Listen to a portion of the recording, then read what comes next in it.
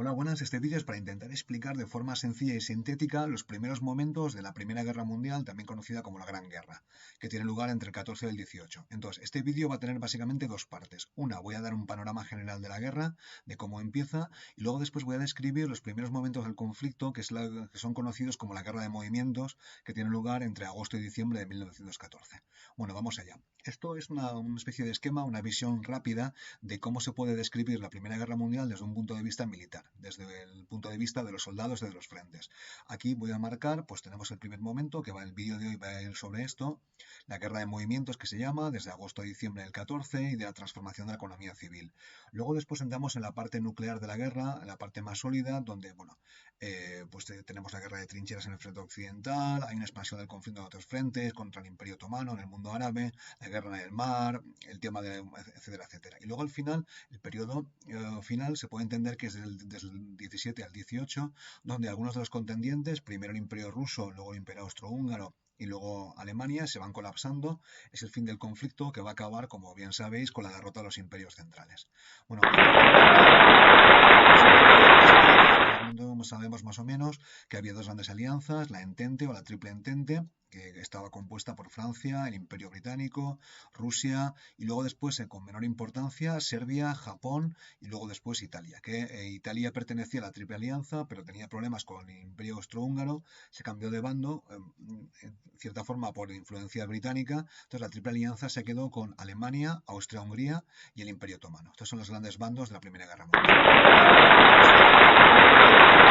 Puede ver cómo la caricatura alemana describe pues la inferioridad de los imperios centrales contra el resto de aliados. Aquí tenemos una caricatura del soldado alemán con su típico casco de pincho, aquí el imperio austrohúngaro, aquí el imperio otomano todavía no aparece y aquí tenemos a los contendientes.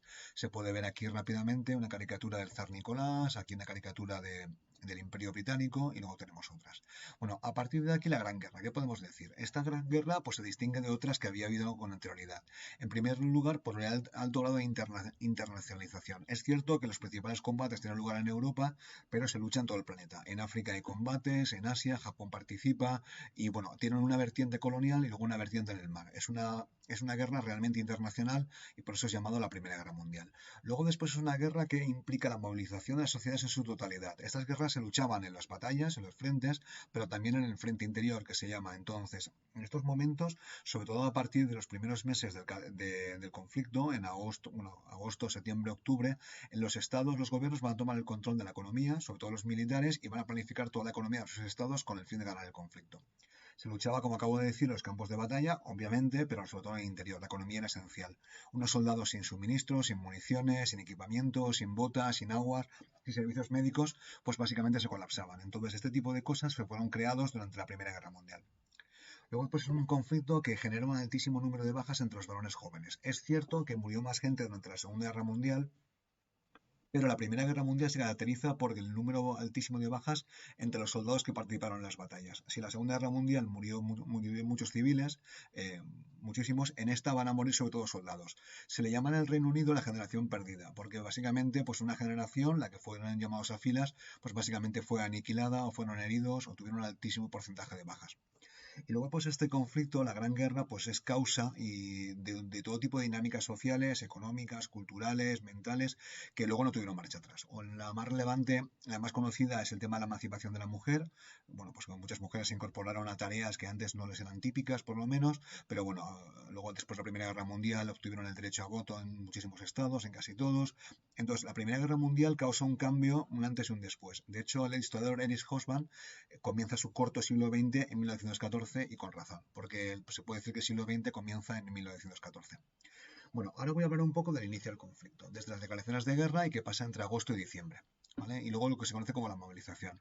Bueno, aquí tenemos unas fotos que he sacado que me han parecido curiosas de, pues esto es Londres, si no me equivoco es la abadía de Westminster, y aquí tenemos Alemania, un sitio debe ser Berlín, ¿vale? Donde se está anunciando la guerra. Claro, cuando se anunció el conflicto, en agosto del 14, en el Reino Unido después de la invasión alemana de Bélgica, pues suscitó un interés altísimo y todos los países se prepararon para el conflicto que pensaban que iba a ser relativamente corto. Una de las personas que se reunieron es el señor Adolf Hitler en la ciudad de Múnich. Adolf Hitler había nacido en Austria, en la ciudad de Linz, pero se había trasladado a Baviera, donde intentaba labrarse un futuro. Cuando estalló la guerra, él comenta en sus memorias que estaba en la plaza cuando escuchó la noticia de la guerra y luego se apuntaría a un regimiento bávaro, si no me equivoco, y participó en el conflicto. Hay gente que lo ha localizado en la fotografía, parece ser que es este, aunque bueno, también he visto alguna página web que decía que es falsa, pero bueno, sí que es cierto que se puede ver en esta fotografía el altísimo interés que despertaba el conflicto y cierto grado de entusiasmo. Es cierto que no nos podemos fiar de las plazas, de que había mucho entusiasmo, pero esto contrasta mucho con la Segunda Guerra Mundial, donde no había ningún entusiasmo en absoluto. Bueno, a partir de aquí tiene lugar la movilización. La movilización consiste en llamar a todos los varones aptos para el servicio militar, sobre todo los más jóvenes, a las armas. Esto implica pues que desde las escuelas iban a los centros de reclutamiento, se les daban armas, se les equipaban con uniformes, botas, se les integraban regimientos y luego a partir de ahí se encaminaban hacia el conflicto. Normalmente en todos los países fue obligatorio servicio militar, excepto en el Reino Unido, que empezaron el reclutamiento de forma voluntaria. Contrataron o usaron al general Lord Kitchener, uno de los vencedores de la guerra del Mahdi en el Sudán, un héroe colonial, para convencer a los británicos. Se apuntaron, si no me equivoco, 1.500 al día. En el resto de países esto era obligatorio, pero de todas formas se podía desertar, pero era muy complicado y si uno desertaba, como las unidades estaban formadas por gente del mismo pueblo, de la misma localidad, había una presión social altísima para alistarse y por supuesto no desertar. Y mucha gente obviamente pues fue al ejército de forma voluntaria. Había muchos jóvenes, bueno, no tantos, pero se conocen muchos casos de personas menores de edad que se apuntaron al ejército porque querían vivir la aventura de la guerra y una experiencia pues inimitable o inigualable. Supongo que se arrepentirían. Bueno, aquí tenemos una imagen también típica de los soldados recién equipados, ¿no? Que los han metido en trenes y luego los embarcaban hacia el frente. Entonces, el proceso de movilización trastoca la economía al completo, cogen a todos los varones jóvenes, los integran en unidades militares, les dan unas armas y una instrucción mínima y luego los colocan en trenes. Este proceso tenía que ser llevado a cabo rapidísimamente porque cuando el bando que tuviera más tropas en el frente de forma más rápida conseguía una ventaja decisiva en los primeros momentos y quizás podía ganar la guerra. Bueno, aquí tenemos un cartel de propaganda de Australia, ¿no? Para motivar el reclutamiento de jóvenes australianos. ¿Vale? Aquí hacen la coña o la broma de en vez de Australia es Nueva Alemania. Entonces, todos los países usaron a todos los soldados que pudieron y luego después los países imperiales como Francia y el Reino Unido usaron sus tropas coloniales o sus colonias, sus dominios, pues para aumentar sus soldados. El Imperio Británico pues trajo soldados de la India, de Australia, Nueva Zelanda, de Sudáfrica, sobre todo voluntarios, y luego Francia trajo soldados africanos, esos famosos tiradores coloniales del Senegal. Son australianos en Egipto, luego después participarían en la campaña de Galípoli contra el Imperio Otomano, donde se trajeron el canguro como mascota. Y bueno, la foto con las pirámides está espectacular. Aquí tenemos tiradores senegaleses. Está mal escrito. Las tropas de senegaleses eran tropas de élite coloniales que se habían formado en África y entonces pues fueron utilizados en el conflicto. Muchos de estos tiradores senegaleses fallecerían, morirían y fueron usados como carne de cañón. Aquí se puede observar, la fotografía no es muy buena, que los oficiales son franceses y van con vestidos con coraza. Eran los primeros momentos. Y aquí tenemos tropas anglo-indias. El ejército colonial británico era enorme. Eran tropas muy experimentadas que estaban acostumbradas a luchar en conflictos coloniales, pero en estos momentos fueron utilizados en Europa. Muchos indios, creo que decenas de miles, morirán en el conflicto europeo. Bueno, a partir de ahora voy a hablar de la guerra de movimientos. Es de movimientos porque entre agosto y el diciembre del 14, por lo menos en el frente occidental y también oriental, los ejércitos se mueven, conquistan territorio y ocupan territorio. Entonces, para entender esta guerra de movimientos hay que entender lo que se llama el plan Schlieffen. Espero haberlo escrito bien. Schlieffen era un teórico alemán que murió antes del conflicto que diseñó un plan para ganar la siguiente guerra.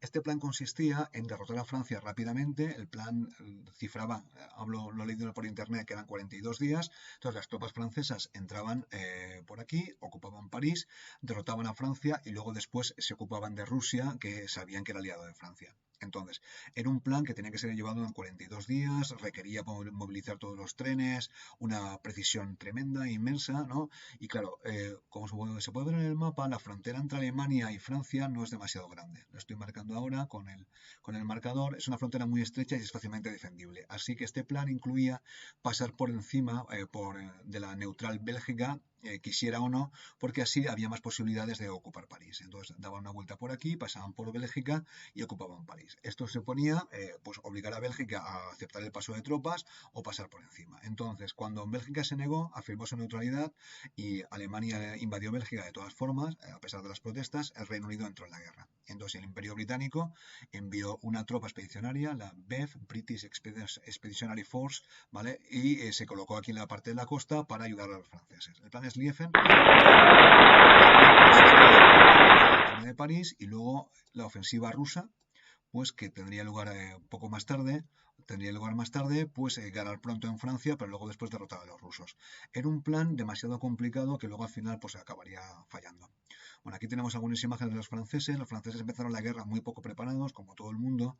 Entonces es muy curioso porque tenían una vestimenta muy peculiar, este pantalón rojo, esta chaqueta azul, el soldado y el gorro rojo, estaban muy poco protegidos y bueno, luego después descubrieron durante el conflicto que no era la mejor vestimenta ni mucho menos. Es una foto coloreada, con lo cual es posible que no fuera ese el color de la época. Son uniformes del 14, aquí los tenemos en la carga de infantería, vemos que todavía pues son tácticas de pues casi del siglo XIX, no llevan casco de metálico, es básicamente al ataque y ya está. Probablemente la foto sea un posado, porque este tipo de fotos no se sacaban en combate. Bueno, esta guerra de movimientos, ¿qué pasa? Pues Alemania consiguió avanzar. En los primeros momentos, el funcionamiento de los trenes alemanes fue espectacular, ¿vale? Consiguen avanzar y fueron detenidos en lo que se llama la Batalla del Marne en septiembre de 1914. Entonces, ¿por qué les detienen? Pues les detienen porque los rusos fueron bastante más rápidos de lo que habían previsto. Había cierto racismo con Rusia, les consideraban orientales, mongoles, bárbaros, pensaban que no estaban desarrollados, pero Rusia se movilizó bastante más rápido de lo que pensaban, con lo cual se estuvieron en disposición de atacar en el frente oriental, pues básicamente en agosto del 14. Y el frente oriental, obviamente, está muy cerca de Berlín, que es la capital de Alemania. Entonces, al mismo tiempo he comentado que llega a Francia la BEF, que era un ejército voluntario, pequeño, pero muy profesional. El ejército británico era profesional y estaba acostumbrado a pequeños combates en pues, las colonias. Lo que pasa es que este ejército profesional sería aniquilado durante los primeros meses de la guerra. Y bueno, luego básicamente hay dos batallas en estos primeros meses. Está la batalla de Tannenberg. La batalla de Tannenberg tiene lugar cerca de Berlín cuando los rusos avanzan y los alemanes tienen que desviar tropas que estaban en el frente occidental para ir a defender la capital. Entonces, en agosto del 14 tiene lugar la batalla de Tannenberg, que ahora hablaré un poquito de ella. Y luego, después de esta batalla de Tannenberg, en septiembre tiene lugar la batalla del Marne, como he citado, que es una victoria defensiva francesa.